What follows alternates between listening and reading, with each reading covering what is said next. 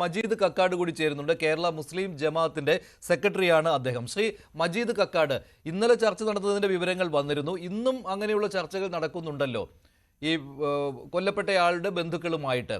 അപ്പോൾ അതിൽ എത്രമാത്രം കൂടുതൽ പുരോഗതി ഉണ്ടായിട്ടുണ്ട് എന്ന വിവരം കിട്ടിയിട്ടുണ്ടോ? എന്താണ് ഇപ്പോഴത്തെ ചർച്ചകൾ?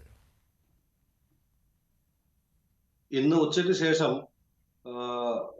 ബഹുമാനപ്പെട്ട കാന്തപുരം ഉസ്താദ് ഇതുമായി ബന്ധപ്പെട്ട് നിലവിൽ വന്ന് നിൽക്കുന്ന സ്റ്റേജ് പത്രക്കാരുടെ മുമ്പാകെ അവതരിപ്പിച്ചിട്ടുള്ളതാണ്. എല്ലാവരും കേൾക്കുകയും ചെയ്തതാണ്.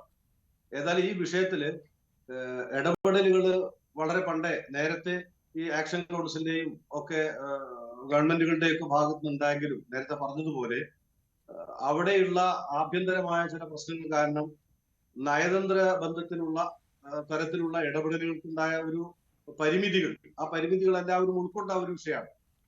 അതുകൊണ്ട് തന്നെ കേന്ദ്ര ഗവൺമെന്റിന് അടക്കമുണ്ടായ പരിമിതികളുണ്ട്. നമ്മുടെ കേരള ഗവൺമെന്റ് നിരന്തരമായി ബന്ധപ്പെട്ട വിഷയങ്ങളുണ്ട്, ആക്ഷൻ കൗൺസിൽ ബന്ധപ്പെട്ടതുണ്ട്, കേന്ദ്ര ഗവൺമെന്റ് ബന്ധപ്പെട്ടതൊക്കെ നമ്മുടെ മുമ്പിലുള്ള വിഷയമാണ്. എന്നാലും ഇപ്പോൾ അവിടുത്തെ ഒരു ഭൂമിശാസ്ത്രം എന്ന് പറയുന്നത് അവിടെയുള്ള ഗോത്രവർഗങ്ങളുടെ പ്രാമാണികത്വമാണ്.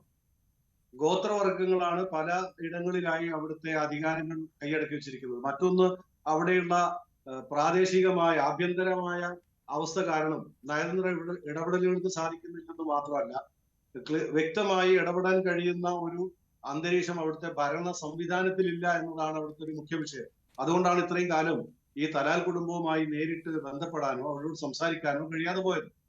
ഈ ഒരു സ്റ്റേജിൽ നിന്നുകൊണ്ടാണ് ചാണ്ടി ഉമ്മൻ MLA നിർദ്ദേശപ്രകാരം ബഹുമാനപ്പെട്ട കാന്തപുരം ഉസ്താദ് അവിടെയുള്ള മതപണ്ഡിതന്മാരുമായി, സൂഫി പണ്ഡിതന്മാരുമായി ബന്ധപ്പെടുന്നതും അവർ ഈ ചർച്ചയ്ക്ക് തുടക്കം കുറിക്കുന്നു. ആ ചർച്ചയുടെ ഫലമായിട്ട് അവരൊരു പക്ഷെ ആദ്യമായി എടുത്ത നിലപാട് ആ തലാൽ കുടുംബത്തെ ഇതിന്റെ ചർച്ചയുടെ ഭാഗമാക്കി കൊണ്ടുവരാൻ സാധിക്കുക എന്നതാണ് അവർ ഒന്നാമതായി ലക്ഷ്യവെച്ചിട്ടുണ്ടാവുക.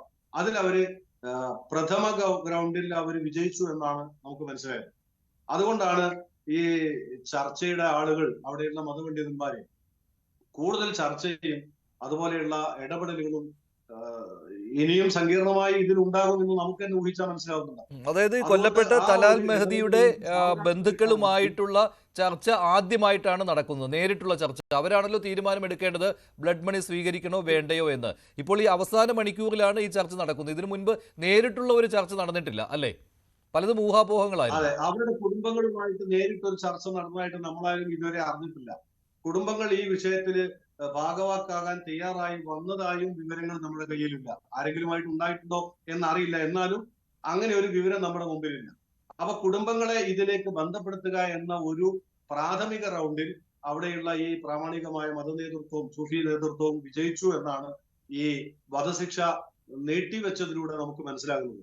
ഒരുപക്ഷെ ഇനിയും കൂടുതൽ ചർച്ചകൾക്ക് അവസരം കിട്ടാൻ വേണ്ടിയായിരിക്കാം ആദ്യ റൗണ്ടിൽ അത് സാധിപ്പിച്ചെടുത്തത് എന്നാണ് മനസ്സിലാകുന്നത്. എന്ന് മാത്രമല്ല, ഇതില് ഈ ഇടപെടലിന്റെ ഭാഗമായുള്ള ഈ വധശിക്ഷയുടെ മരവിപ്പിക്കൽ നീട്ടിവെച്ച ഒരു സന്ദർഭത്തില് ഇനിയും ആ കുടുംബത്തിലെ ഒരുപക്ഷെ ഈ തലാൽ കുടുംബത്തിൽ ഒരുപാട് അംഗങ്ങൾ ഈ വിഷയത്തിൽ ഇടപെടാനുണ്ടാകും. 1-2 ആളുകളാകും എന്ന് തോന്നുന്നില്ല.